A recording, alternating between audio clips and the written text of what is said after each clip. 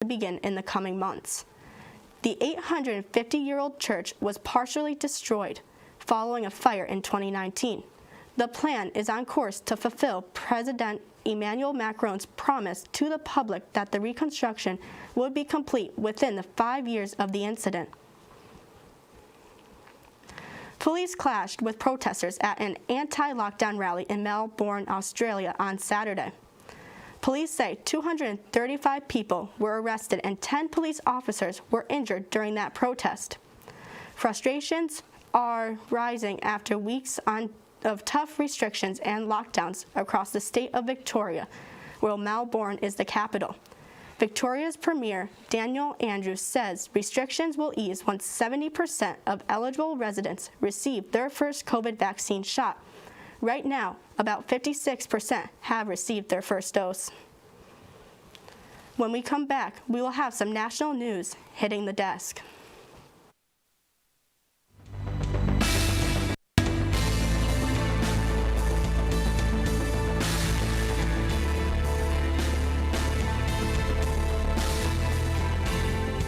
The sword of jiu-jitsu is mainly for, you can use it for self-defense. That's the number one reason it appeals to people. There's other people who come to this club for the competition aspect, and also a lot of others who do it for the workout aspect. It has multiple ways of appealing to different audiences, and you should come give it a try. You might like it.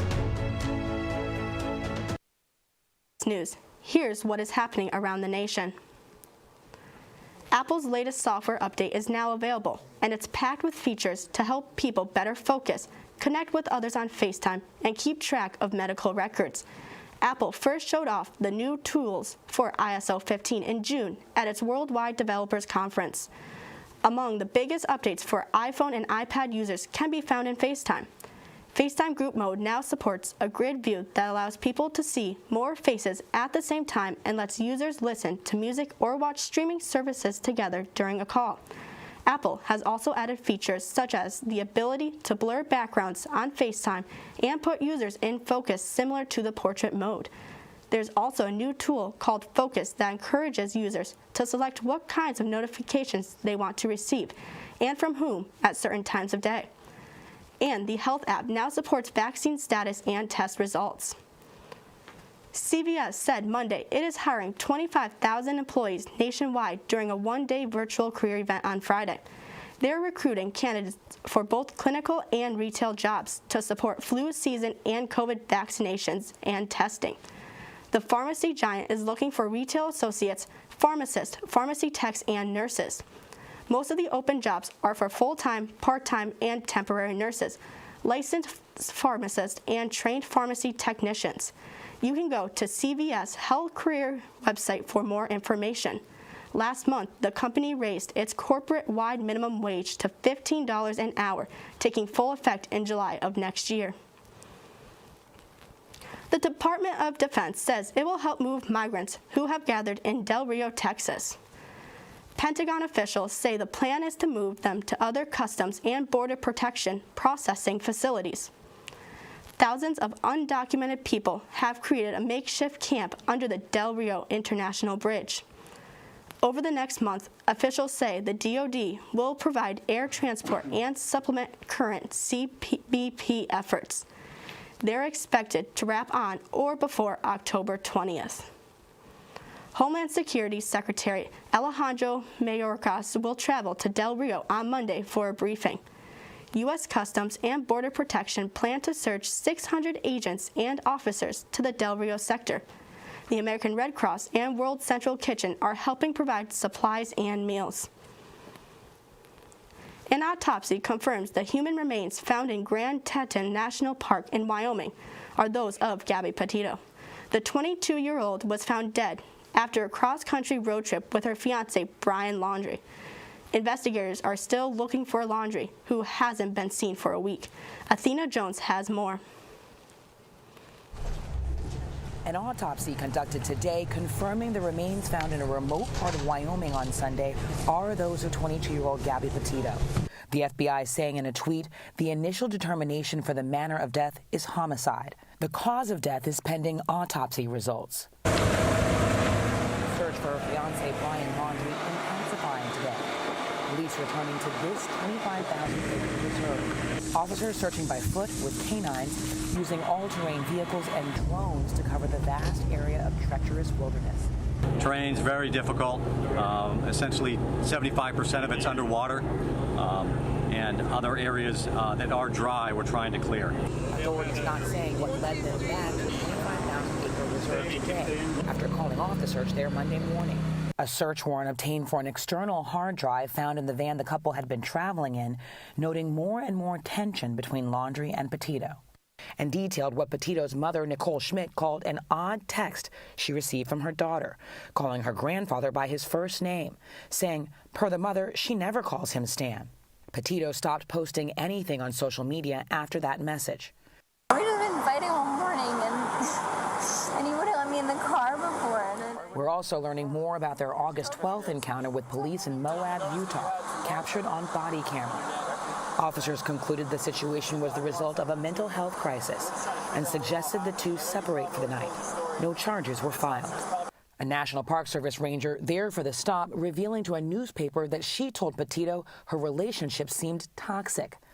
Also telling the Deseret News, "We thought we were making the right decision when we left them." On August 29th, my boyfriend and I picked up Brian at Grand Teton National Park. And authorities looking into an encounter with Laundrie in Wyoming where this woman says he was hitchhiking, picking him up in an area near where Petito's body was later discovered. According to the woman, Laundrie told the couple he had been camping alone for days, while Petito stayed back at the van to work on social media posts. Once Laundrie realized the couple was not going toward his destination, she says he became agitated and quickly left their vehicle. He kind of hurried out of the car, and he said all he had was a tarp to sleep on, which you think if you're going camping for days on end, you'd want food and a tent, and he had none of that. Police say Laundrie returned home to Florida earlier this month without Petito and refused to talk to authorities. The FBI is once again asking for the public's help with any information to locate him.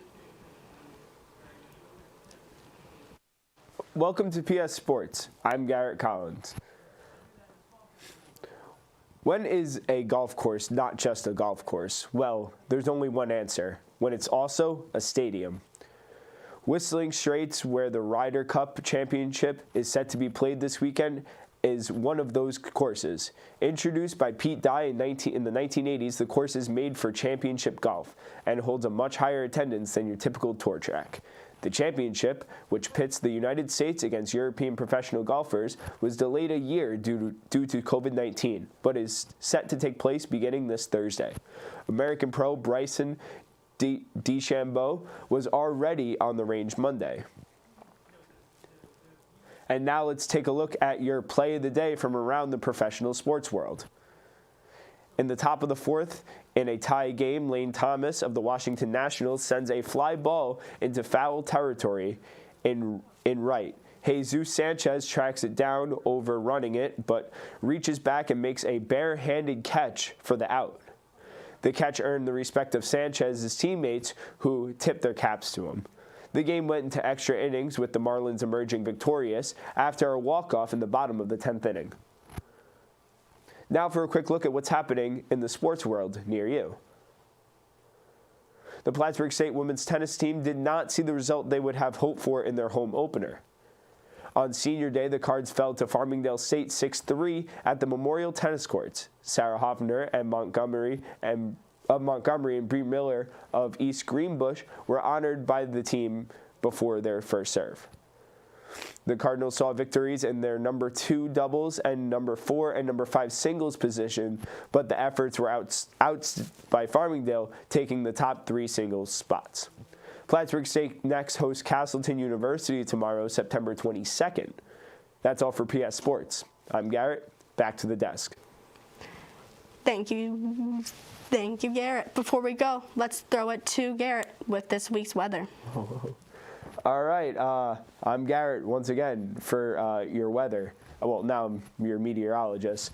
This week in Plattsburgh, it looks like we'll be seeing a little bit of everything. Tonight, we are going to have some cloudy skies with a low of 43. going into tomorrow, which will be partly sunny with an average temperature of 73. On Wednesday, we won't see the sun as much with a temperature averaging at about 75. On Thursday and Friday, you'll want to keep your umbrellas handy for some scattered showers. And then here's that's all for weather. Thank you, Garrett. Unfortunately, that's all the time we have for tonight.